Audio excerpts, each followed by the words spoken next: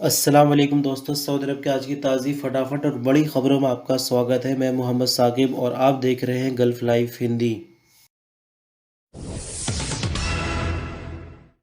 Saudi अरब में corona नए case के हिसाब से तो कुछ खास कंट्रोल नहीं हो रहा, लेकिन जैसे कि वैक्सीन वालों की तादाद बढ़ती जा रही, तो जो लोग वैक्सीन लगवा चुके हैं उन लोगों को काफ़ी तरह की छूट सऊदी अरब में दी जाने लगी है। जैसे कि उम्रा वगैरह पहले से ही चल रहा है, और फ़्लाइट के लिए भी किसी को जाना है तो वैक्सीन अगर उसने लगवाई है, किसी तरह की कोई प्रॉब्लम नहीं है, पीसीआर लेने की ज़रूरत नहीं है। लेकिन यहाँ पर एक नया ऑप्शन और बढ़ा दिया गया है, वो ये कि सऊदी अरब के मनोरंजन विभाग यानी एंटरटेनमेंट डिपार्टमेंट ने जो प्रोग्राम खुले में होते हैं, यानी सर्कस टाइप के प्रोग्राम या इससे संबंधित कोई भी ऐसे प्रोग्राम जो खुले में होते हैं और जहाँ पर भीड़ इकट्ठा होती है, दर्शक देखने जाते हैं, ऐसे प्रोग्राम होने के लिए इजाज़त दे दी गई है। लेकिन इसके लिए कुछ शर्तें लगाई गई है, वो शर्तें आपसे बताएंगे। सबसे पहले और सबसे बड़ी शर्त तो ये है, जिन लोगों ने वैक्सीन लगवा ली है वो ही इस तरह के प्रोग्रामों में हिस्सा ले सकेंगे।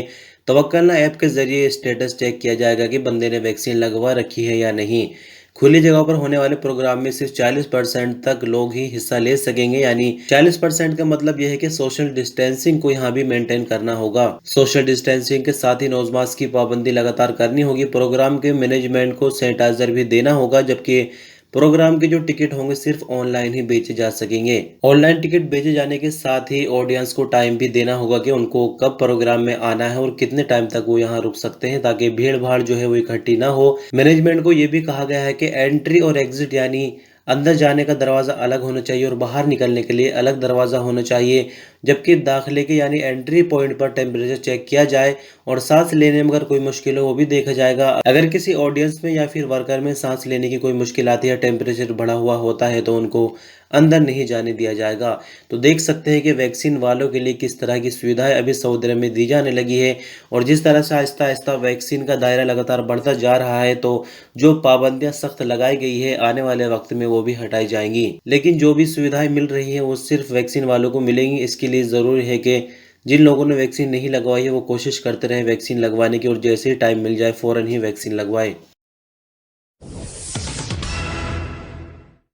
Saudi minister of human resources Ahmed bin Sulaiman al Rajhi ने कहा कि घरेलू वर्करों के इंश्योरेंस से वर्कर और कफिल दोनों को कई तरह के फायदे होने वाले हैं। आजिल अखबार के मुताबिक उन्होंने कहा कि घरेलू स्टाफ के इंश्योरेंस का एक फायदा यह है कि वर्कर की अगर मौत हो जाती है या कोई ऐसा एक्सीडेंट हो जाता है जिससे वो काम करने से मजबूर हो जाता है, तो ऐसी कंडीशन में जो रिक्रूटमेंट कंपनी है वो कफील को उसकी बदली दूसरा वर्कर देने की पाबंद होगी। इसी तरह वर्कर की मौत होने की कंडीशन में उसकी लाश को वापस भेजने के जो खर्च होंगे वो भी इंश्योरेंस कंपनी के जिम्मे होंगे।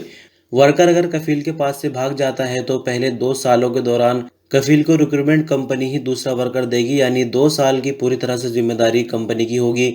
मिनिस्टर ऑफ ह्यूमन रिसोर्सेज ने आगे कहा कि इंश्योरेंस से वर्कर को ये फायदा होगा कि काम के दौरान अगर कोई हादसा हो जाता है, यानी फिजिकली डिसेबल्ड बंदा हो जाता है, कोई हाथ पैर में मुश्किल आ जाती है, तो उसे मुनासिब मुआवजा इंश्योरेंस कंपनी की तरफ से मिलेगा। Insurance policy Saudi labour market का जो माहौल है वो और ज़्यादा बेहतर होगा। इंश्योरेंस से कंपनी और वर्कर दोनों के जो हक होंगे वो सुरक्षित हो जाएंगे, जबकि काम के दौरान होने वाले खतरों को और ज़्यादा कम किया जा सकेगा। आपकी जानकारी के लिए बता दें कि बीते दिन जो खबर आपसे शेयर की गई थी उसी का ये एक पार्ट है। सऊदी कैबिनेट में हाल ही में कानून पास किया गया है, जिसमें जो डोमेस्टिक वर्कर है जैसे कि प्राइवेट ड्राइवर और भी कई तरह की जॉब होती है जो घरों में काम करते हैं, उनके लिए पहले 2 सालों में यानी जो नई वीज़ाओं पर आएंगे सोशल इंश्योरेंस उनका किया जाएगा। और ये काम जो कंपनी वीज़ा जारी करती है यानी रिक्रूटमेंट जो कंपनी होती है उसी के जिम्मे होगा। 2 साल के बाद कफील की मर्जी है कि वो सोशल इंश्योरेंस को रिन्यू कराए या ना कराए।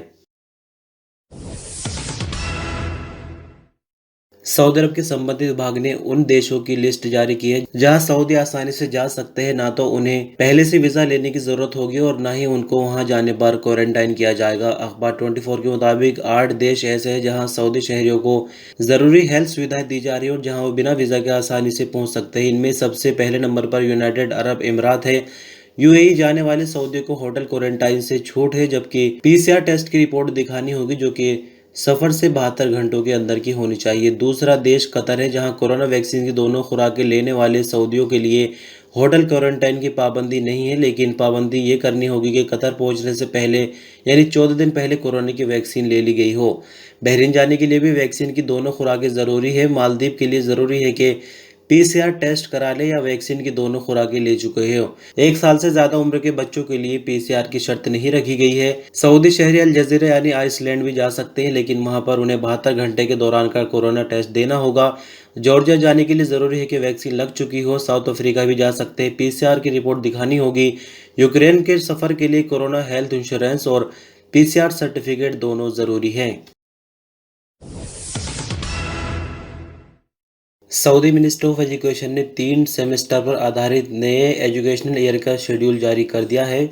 सबकवार के मुताबिक जारी होने वाले नए शेड्यूल में बताया गया है कि नया एजुकेशनल ईयर 29 अगस्त 2021 से शुरू होगा, जबकि पहले सेमेस्टर की छुट्टियां 25 नवंबर को दी जाएंगी। दूसरा सेमेस्टर 5 दिसंबर से शुरू होगा, जबकि इसकी छुट्टियों की शुरुआत 10 मार्च 2022 से हो जाएगी। इसी तरह तीसरा सेमेस्टर 10 मार्च 2022 से 30 जून 2022 तक जारी रहेगा, जिसके बाद वार्षिक छुट्टियां हो जाएंगी। शेड्यूल में सऊदी यौमुल वतनी के अलावा बाकी छुट्टियों की तारीखें भी तय की गई है। शेड्यूल में कहा गया है कि हर एक सेमेस्टर में 13 हफ्तों के लिए पढ़ाई होगी। साल भर में पढ़ाई के दिनों की कुल तादाद 183 होगी, जबकि पूरे एजुकेशनल ईयर में जो वीकली छुट्टियां होंगी उनकी तादाद 69 है। साथ ही आपको फिर से एक बार याद दिला दे कि इस साल जो तैयारियां की जा रही हो मदरसों को पहले के हिसाब से खोलने की जा रही है, यानी जो ऑनलाइन पढ़ाई चल रही थी काफ़ी लंबे टाइम से, अब ऑनलाइन नहीं होगी, ऑफलाइन ही मदरसे खुलेंगे। लेकिन सभी के लिए है या इसके लिए कुछ शर्तें रहेंगी, उसका इंतज़ार करना होगा। फिलहाल तो जो स्टाफ है एजुकेशनल उनको वैक्सीन लगवाने के लिए कहा गया है।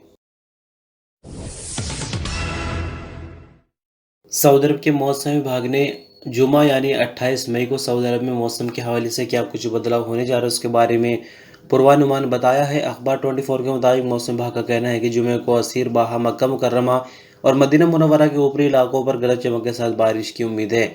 मौसम विभाग ने उम्मीद जाहिर की है कि जुमे को कसीम, रियाज और हाइल रीजनों में कई जगहों पर मौसम में बादल छाए रहेंगे, जबकि रुक रुक कर तेज हवा और गरज चमक के साथ बारिश हो सकती है।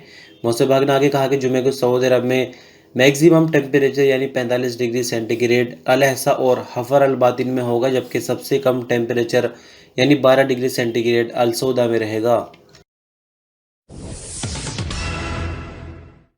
सऊदी अरब में नई आई कोविड-19 की रिपोर्ट के मुताबिक 1183 नए मामले रिकॉर्ड पर आए हैं। 1040 नई रिकवरी, जबकि 14 मरने वालों की नई तादाद है। एक्टिव मामले 1152 हैं, इनमें से 1353 क्रिटिकल केस से बात करते हैं। अगर एक्टिव मामले 10,152 हैं, जिनमें से 1353 क्रिटिकल केस से 1183 नए मामले रिकॉर्ड पर आने के बाद कुल केस 4,45,963 हो जाते हैं। 1040 नई रिकवरी के बाद कुल रिकवरी 4,28,502 हो जाती है, जबकि 14 नई मौत के बाद कुल मरने वालों की तादाद 7,309 हो जाती है। जद्दा म्यूनसिपलिटी के प्रवक्ता मोहम्मद अल बकीर ने कहा कि नए नियमों के मुताबिक शहरी आबादी वाले इलाके में गाड़ियों के वर्कशॉप बनाए जा सकते हैं। आजिल अखबार के मुताबिक जद्दा म्यूनसिपलिटी के प्रवक्ता ने कहा कि शहर के रिहायशी मोहल्लों में वर्कशॉप बनाने के लिए इजाज़त दे दी गई है।